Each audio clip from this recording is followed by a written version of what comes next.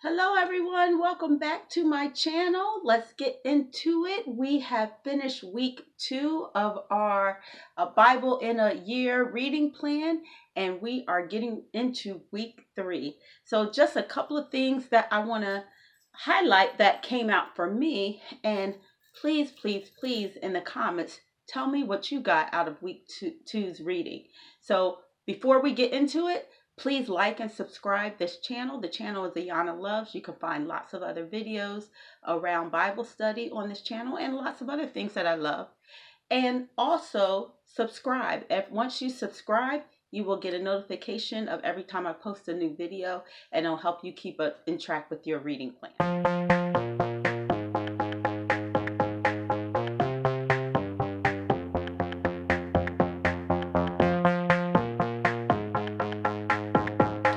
So for week 2, we have finished up the book of Ezra. So at the end of this video, you're going to see a link to a video that I did around just the book of Ezra, some background, some history, and some highlights that I found interesting in the book of Ezra. But what I want to talk about is being the salt and light. But first, we got introduced in week 2 to Noah, one of my favorite people in the Bible. I love Noah because every time God told him to do something, guess what he did? He did it. He obeyed. He didn't have to be told 2 times. He didn't have to be told 3 times.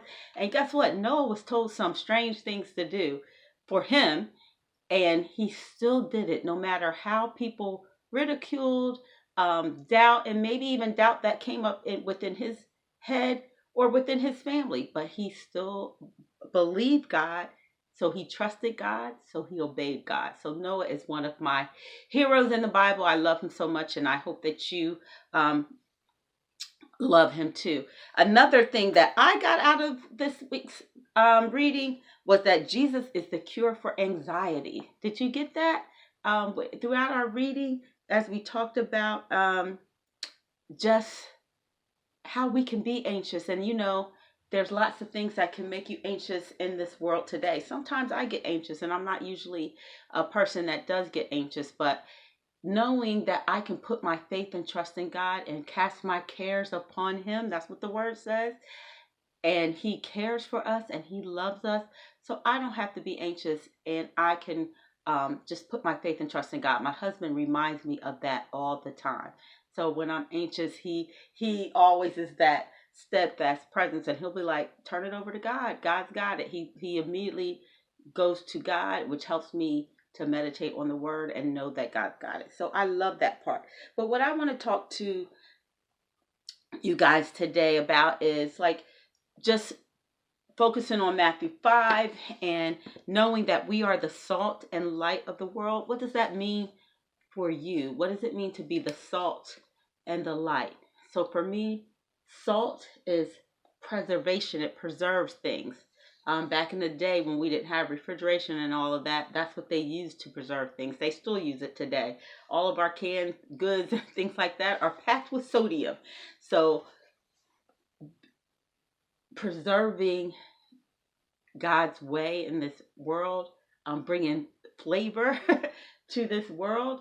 To me, that's what it means to be the salt, that we are what is keeping this world on its course. God, many times throughout the Bible, did not bring judgment upon a nation, of people, or a family because of the faith of a believer. So as we know we are our brother's keeper, we should be praying for this country, for this nation, for our family, our friends, our local area, so we can be that salt. That's what that means for me.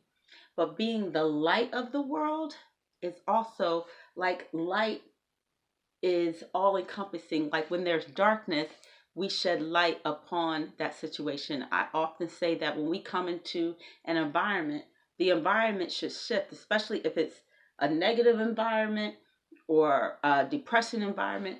Our presence alone should bring light, should bring joy, should bring optimism, because we have the joy of the Lord. We have the fruit of the Spirit on the inside of us. So we are that light in the world. And we also bring the gospel with us. We can share the gospel to those around us. We can pray with those around us. I don't know how many times when something is going on in someone's life that they come to me for prayer because they know I'm going to pray and believe God for them. So that's to me what it means to be the light of this world, that we are shining the gospel, we're spreading the gospel, we are representatives and ambassadors of Christ in this world, and we have a job to do, and we have a mission and a purpose for being here. So let's get it done. So again, put in the comments, what does it mean for you to be the salt and the light of the world? That's an awesome mission, and I hope it's one that we take seriously.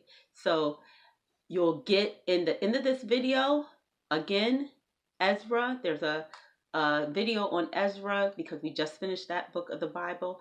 And also, you'll see your plan for week 3's reading. And I hope that you are excited and continue to be motivated as you read this word each and every day and meditate on it. So happy reading, everyone.